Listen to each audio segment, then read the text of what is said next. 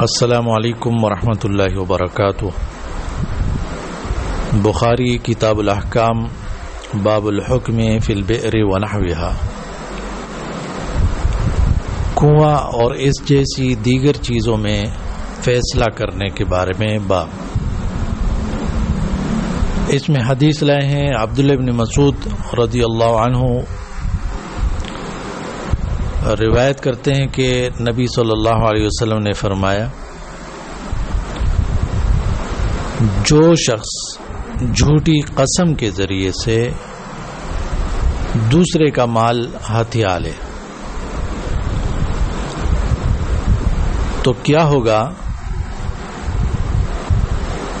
الا لقی اللہ وهو علیہ غضبان، تو وہ اللہ تعالیٰ سے اس حالت میں ملاقات کرے گا کہ اللہ تعالیٰ اس پر غضبناک ہوگا۔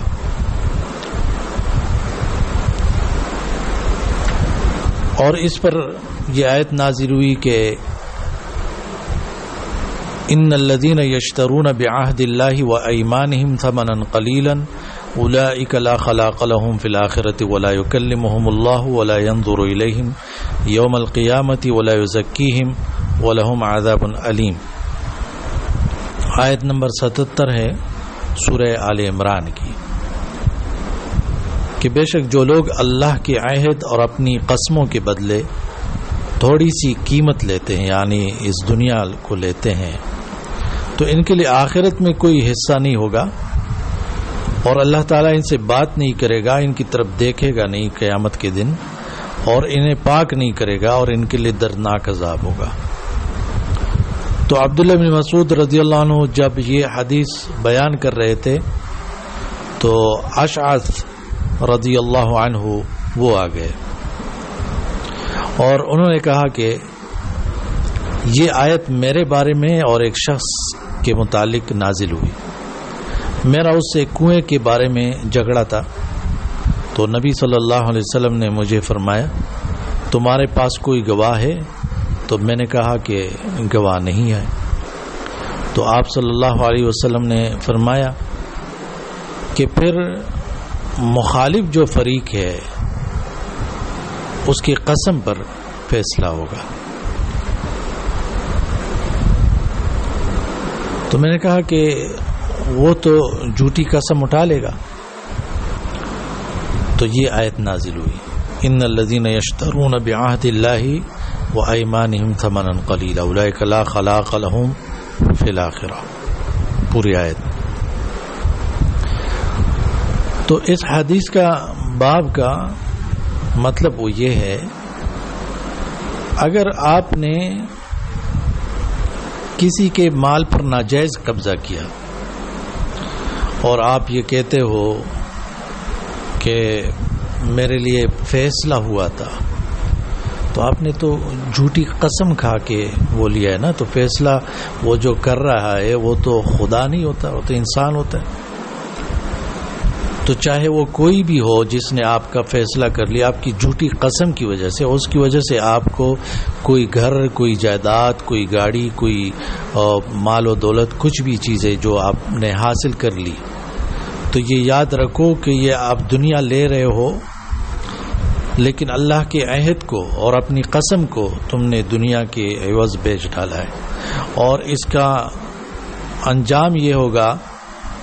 کہ آخرت میں کوئی ثواب نہیں ملے گا، اور اللہ تعالیٰ اتنا غضبناک ہوگا کہ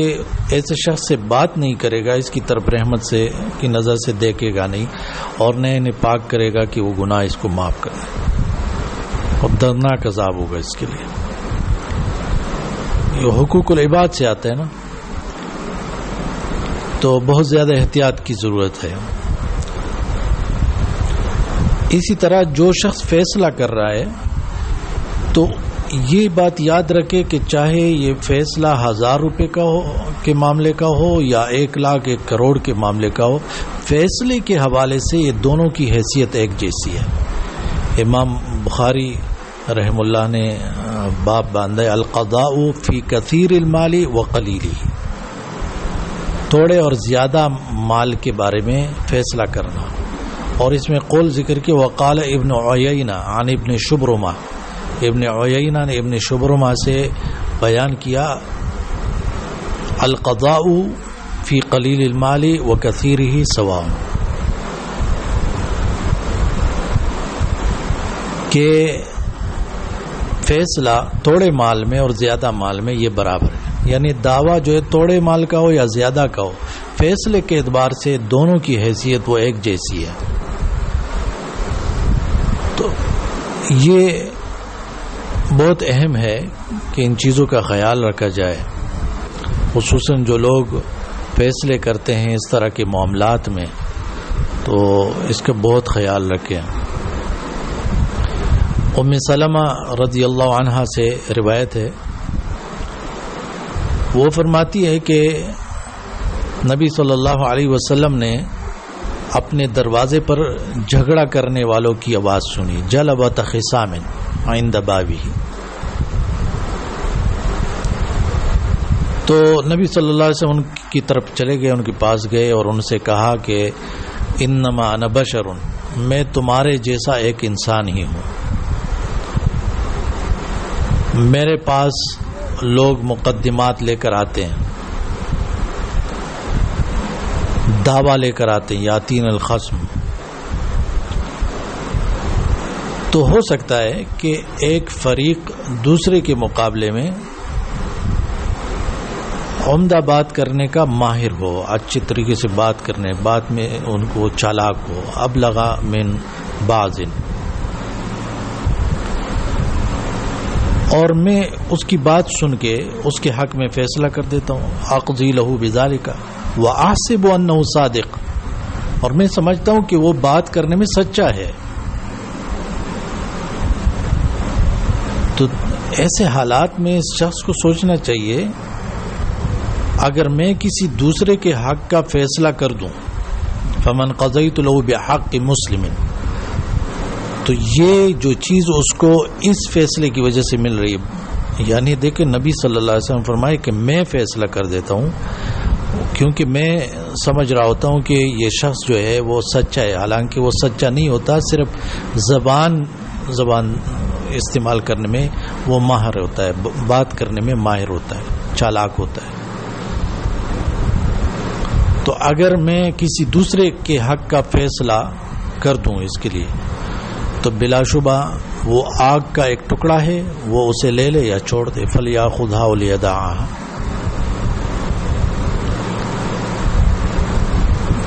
تو بات بالکل کلیئر ہو گئی۔ دیکھیں نبی صلی اللہ علیہ وسلم فرمایا میں نے بھی اگر کسی کا فیصلہ کیا، اور حقیقت یہ ہوتی ہے کہ اس شخص کا حق نہیں ہے، اس نے اپنی چالاکی سے اپنا کیس مطلب ایسے بیان کر دیا جس کی وجہ سے فیصلہ کرنے والا سمجھا کہ یہ شخص سچا ہے اور اس کا فیصلہ کر دیا۔ تو نبی صلی اللہ علیہ وسلم نے فرمایا اگر میں ایسے شخص کے لیے فیصلہ کروں، کسی دوسرے کا حق اس کو میرے فیصلے کی وجہ سے ملے، تو یہ چیز جو ہے دراصل آگ کا ایک ٹکڑا ہے، یہ عذاب ہے۔ اب وہ اس کی مرضی ہے کہ عذاب لیتا ہے یا نہیں لیتا، آگ کا ٹکڑا لیتا ہے نہیں لیتا ہے۔ اچھا، دوسرا مسئلہ، حکمران وہ اپنے رعایا کی دیکھ بھال کرے گی اور وہ دیکھے گا کہ اگر کوئی سفیہ ہے، بیوقوف شخص ہے جو اپنے مال میں ایسا تصرف کر رہا ہے کہ اس کو برباد کر رہا ہے، وہ سمجھتا نہیں ہے، تو ایسی صورتحال میں امام اس کی وہ چیزیں خود ہی فروخت کر سکتا ہے، چاہے منقولہ اشیاء ہوں، ان کے پھل غلہ اور مختلف چیزیں ہوں،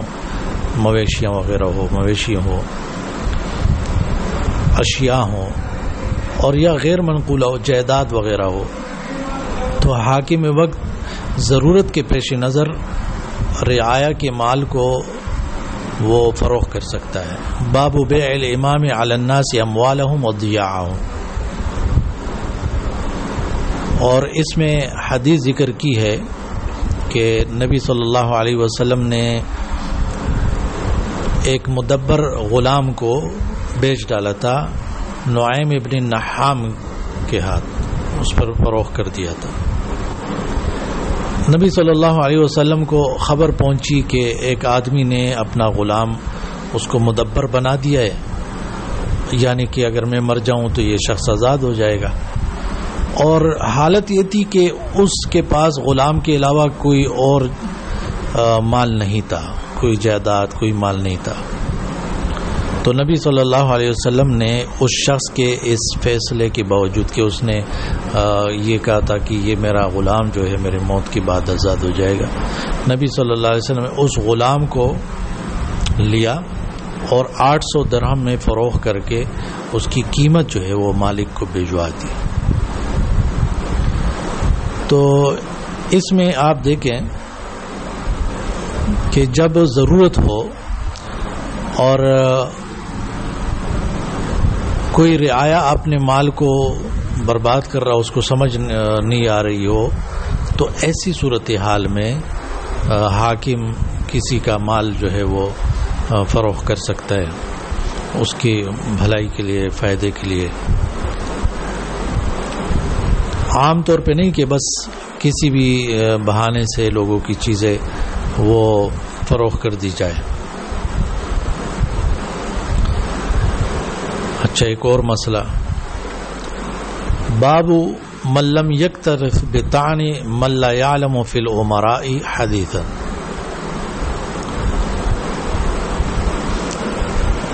حکمران کو چاہیے کہ انہوں نے جو امراء امیر مقرر کیے ہوں اور ان کے بارے میں لوگ آتے ہیں، ان امیروں کے بارے میں بات کرتے ہیں، الزام تراشیاں کرتے ہیں، تو لوگوں کی ان الزامات سے حاکم کو متاثر نہیں ہونا چاہیے۔ جب وہ بغیر دلیل کے، بغیر علم کے وہ لوگ بات کر رہے ہوں، تو حاکم وقت کو اپنے کارندوں کے متعلق غلط پروپیگنڈے سے متاثر نہیں ہونا چاہیے۔ اور اس میں حدیث ذکر کی ہے، عبداللہ بن عمر رضی اللہ عنہما سے روایت ہے، انہوں نے کہا کہ رسول اللہ صلی اللہ علیہ وسلم نے ایک لشکر تشکیل دیا اور اس پہ اسامہ بن زید رضی اللہ عنہ کو امیر مقرر فرمایا، لیکن جب ان کی عمارت کو طعن و تشنیع کا نشانہ بنایا گیا تو نبی صلی اللہ علیہ وسلم نے فرمایا اگر تم اس کی عمارت پر طعن کرتے ہو تو اس سے پہلے تم نے اس کے والد کی عمارت کو بھی مطعون کیا تھا، یعنی جس طرح تم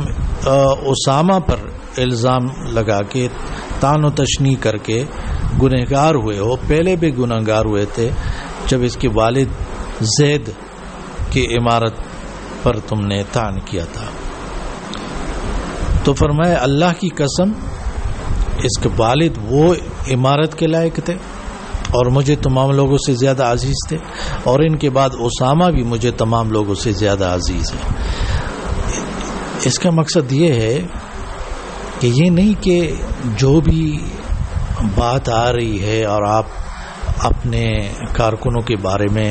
وہ لے رہے ہیں اور اس کے مطابق بس فیصلے کر رہے ہیں، نہیں، بلکہ آپ نے دیکھنا ہوتا ہے کہ یہ بات یہ دلیل کے بنیاد پر، علم کی بنیاد پر وہ ہے یا ویسے ہی لوگ لگے ہوئے ہیں۔ اب یہ الزام کرنے لگانا، یہ طعن کرنا کہ یہ آزاد کردہ غلام ہیں اور اس لائق نہیں ہے، عمارت کے لائق نہیں، یہ تو بے علمی کی بات ہے نا۔ یہ کوئی ایسا طعن نہیں ہے کہ جس کو ایکسیپٹ کیا جائے، قبول کیا جائے۔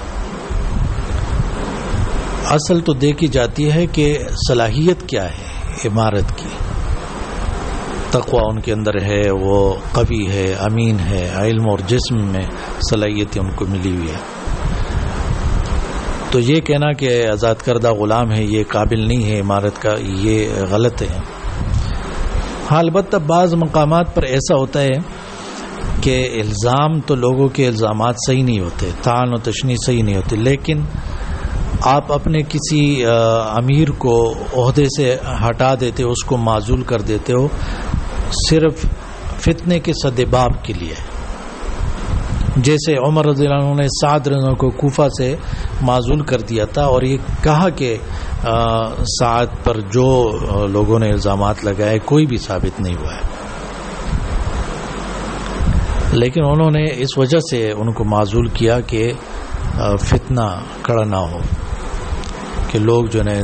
بات کو آگے بڑھائیں گے اور فتنہ پیدا کرنے کی کوشش کریں گے۔ تو یہ پھر حکمران حالات کو دیکھ کے اس بارے میں قدم اٹھاتا ہے۔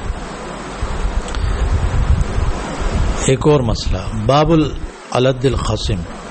وهو الدائم فی الخصومہ، اس شخص کا بیان جو ہمیشہ لوگوں سے لڑتا جھگڑتا رہتا ہے۔ لدن اصل میں عوج کو، کجی اور ٹیڑھے پن کو کہتے ہیں، اس کے اندر کجی ہے، ٹیڑھا پن آ گیا ہے، بس بات پہ لڑائی جھگڑا کرے، پڈے ڈالتا ہے، سینگ پساتا ہے۔ تو ایسا معاملہ اب کتاب الاحکام میں اس لیے یہ حدیث لائے ہیں کہ حکومتی معاملات کے لیے ایسا رویہ انتہائی مہلک اور نقصان دہ ہوتا ہے، کیونکہ اجتماعیت کو خطرہ لاحق ہو جاتا ہے۔ عائشہ رضی اللہ عنہا اس حدیث کو روایت کرتی ہے، انہوں نے کہا رسول اللہ صلی اللہ علیہ وسلم نے فرمایا ابغض الرجال الی اللہ العلد الخصم، اللہ کے ہاں سب سے زیادہ ناپسندیدہ شخص وہ ہے جو سخت جھگڑالو ہو۔ تو اس عادت کو چھوڑ دینا چاہیے، بات پہ لڑائی جھگڑا، پڈے ڈالنا۔ ایک اور مسئلہ، باب اذا قضى الحاکم بجور او خلاف اہل العلم فهو رد، جب حاکم وقت کا فیصلہ ظلم کا فیصلہ ہو یا اہل علم کے خلاف وہ فیصلہ حاکم وقت نے کیا ہو، تو ایسے فیصلے کو رد کیا جائے گا، اس کو قبول نہیں کیا جائے گا۔ اور اس بارے میں حدیث لائے ہیں، عبداللہ بن عمر رضی اللہ عنہ سے روایت ہے، نبی صلی اللہ علیہ وسلم نے خالد بن ولید رضی اللہ عنہ کو بنو جزیمہ ان کی طرف بھیجا، بنو جزیمہ۔ تو وہ لوگ جو ہے اسلام ان کے دلوں میں گھر کر گیا تھا، اسلام قبول کرنے کے لیے آمادہ ہو گئے تھے، لیکن اسلام لانے کا اظہار وہ اچھے طریقے سے نہیں کر سکے۔ تو بجائے اس کے کہ وہ کہتے اسلمنا، ہم مسلمان ہو گئے، ہم اسلام قبول کر لیا، اسلام لائے، تو اس کی جگہ وہ کہنے لگے سبعنا، ہم دین سے پھر گئے، اپنے دین سے پھر گئے۔ تو خالد رضی اللہ عنہ نے ان کو قتل کرنا شروع کر دیا، قیدی بنانا شروع کر دیا، اور پھر باقی جو فوجی تھے ان کو بھی قیدی دیے اور کہا کہ ہر شخص اپنے قیدی کو قتل کرے۔ تو عبداللہ بن عمر رضی اللہ عنہ فرماتے کہ میں نے کہا اللہ کی قسم میں اپنا قیدی قتل نہیں کروں گا اور نہ میرے ساتھیوں ہی میں سے کوئی اپنا قیدی قتل کرے گا۔ اور فرماتے ہیں کہ پھر واپسی پہ ہم نے اس واقعے کا ذکر نبی صلی اللہ علیہ وسلم سے کیا تو آپ صلی اللہ علیہ وسلم نے فرمایا اے اللہ، جو کچھ خالد بن ولید نے کیا ہے میں اس سے اظہار برات کرتا ہوں۔ یہ بات نبی صلی اللہ علیہ وسلم نے مرتين 2 مرتبہ ارشاد فرمائی کہ اے اللہ، جو کچھ خالد بن ولید نے کیا ہے میں اس سے اظہار برات کرتا ہوں، یعنی ان کو یہ سننے کے بعد یہ ان کو قتل نہیں کرنا چاہیے تھا، کیونکہ جب وہ کہہ رہے کہ ہم دین سے پھر گئے تو ان کا جو سابقہ دین کفر و شرک کا تھا اس سے پھر گئے، تو مطلب یہ ہے کہ اسلام کی بات کر رہے ہیں۔ تو بہرحال جب کوئی فیصلہ ایسا ہو کسی امیر کا کہ جو ظلم کا فیصلہ ہو یا علم کے خلاف ہو، اہل علم کے خلاف ہو، قرآن سنت کے خلاف ہو، تو پھر اس فیصلے کو قبول نہیں کیا جائے گا، اس پہ عمل نہیں کیا جائے گا۔ لیکن اگر امیر نے اجتہادی خطا کی ہے تو تو وہ دیت وغیرہ تو دے گا اس کا، لیکن دیت اپنے مال سے، یعنی ان کے جو خاندان ہے وہ لوگ دیں گے یا بیت المال سے دیا جائے گا، اس میں اختلاف ہے. البتہ یہ بات ذہن میں رکھنی چاہیے کہ وہ اجتہادی خطا سے وہ گنہگار نہیں ہو جاتے. انہوں نے خطا کی، اس پر نبی صلی اللہ علیہ وسلم نے یہ کہا کہ جو کچھ خالد بن ولید نے کیا میں اسے اظہار برات کرتا ہوں. وہ خطا تھی، وہ کام لوگوں کو قتل کرنا، لیکن ان سے بہرحال خطا ہو گئی تھی، اجتہادی خطا. وہ سمجھ رہے تھے کہ جیسے موت سے بچنے کے لیے ایسا کر رہے ہیں. اچھا، ایک اور مسئلہ، وہ مسئلہ یہ ہے کہ جو بھی لیڈر ہو اور ان کو لگے کہ کسی جگہ مسلمانوں کے گروہوں میں تصادم ہے، ان کے اختلافات ہے، تو لیڈر کا کام یہ بھی ہوتا ہے کہ وہ اصلاح کرائے، وہ صلح کرائے، لوگوں کے پاس خود جائے اور ان کی صلح کرائے. باب الامام یاتی قوما فیصلح بینہم، حکمران جو ہے لوگوں کے پاس جائے اور ان لوگوں کے آپس میں صلح کرا دے. اور اس میں حدیث لائے ہیں سہل بن سعد رضی اللہ عنہ سے روایت ہے، انہوں نے کہا کہ قبیلہ بنو عمر میں لڑائی ہو گئی آپس میں،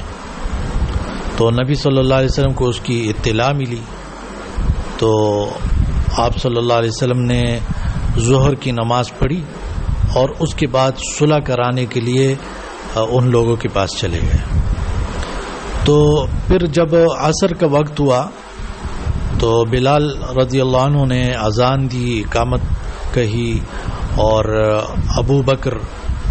رضی اللہ عنہ سے کہا کہ نماز پڑھائیں، تو وہ آگے ہوئے نماز پڑھانے. تو اس دوران نبی صلی اللہ علیہ وسلم تشریف لائے اور ابو بکر صدیق رضی اللہ عنہ نماز پڑھا رہے ہیں ابھی. تو نبی صلی اللہ علیہ وسلم صفوں کے درمیان سے آگے بڑھے اور ابوبکر صدیق رضی اللہ عنہ کے پیچھے کھڑے ہوئے، یعنی اس صف میں شامل ہو گئے جو ابوبکر رضی اللہ عنہ کے قریب تھی. تو سہل رضی اللہ عنہ نے کہا کہ لوگوں نے ایک ہاتھ کو دوسرے ہاتھ پر مارا، جس طرح تالی بجتی ہے، اوپر سے مارا اس کو. لیکن ابوبکر رضی اللہ عنہ جب نماز شروع کرتے تو ختم کرنے سے پہلے کسی طرف توجہ نہیں کرتے تھے، لیکن جب انہوں نے دیکھا کہ لوگوں کی تالیاں بند نہیں ہو رہی تو ادھر متوجہ ہوئے اور نبی صلی اللہ علیہ وسلم کو اپنے پیچھے دیکھ لیا. تو نبی صلی اللہ علیہ وسلم نے ابوبکر صدیق رضی اللہ عنہ کو اشارہ کیا کہ نماز کو جاری رکھیں، اور آپ نے اپنے ہاتھ مبارک سے اشارہ فرمایا. علامہ نے اس کا ذکر کیا کہ کس طرح اشارہ کیا. ابوبکر رضی اللہ عنہ تھوڑی دیر ٹھہرے اور نبی صلی اللہ علیہ وسلم کی حکم کی تعمیل میں اللہ کی حمد و ثنا کرتے رہے اور پھر الٹے پاؤں پیچھے آ گئے. جب نبی صلی اللہ علیہ وسلم یہ دیکھا تو آپ آگے بڑھے اور لوگوں کو نماز پڑھائی. نماز مکمل کرنے کے بعد آپ صلی اللہ علیہ وسلم نے فرمایا، ابو بکر جب میں نے اشارہ کر دیا تھا تو تمہیں نماز پوری پڑھانے میں کیا چیز وہ مانع تھی؟ انہوں نے کہا کہ ابو قحافہ کے بیٹے کے لیے مناسب نہیں تھا کہ وہ نبی صلی اللہ علیہ وسلم کی امامت کرائے. اس کے بعد نبی صلی اللہ علیہ وسلم نے لوگوں سے فرمایا، جب نماز میں کوئی معاملہ پیش آ جائے تو مرد سبحان اللہ کہے اور عورتوں کو چاہیے کہ وہ ہاتھ پہ ہاتھ مارے. دیکھو اصلاح کس طرح فرمائی، جو کام دیکھا جو غلط تھا تو اس کی وضاحت کر دی کہ آپ لوگوں نے اس طرح کرنا ہے. یہ جو تالیاں ہیں یہ عورتوں کے لیے، آپ لوگ سبحان اللہ کہ ابھی بھی اکثر جو امام سے کوئی خطا وغیرہ ہو جاتی تو کوئی کہتا ہے لا الہ الا اللہ اور کوئی اللہ اکبر وغیرہ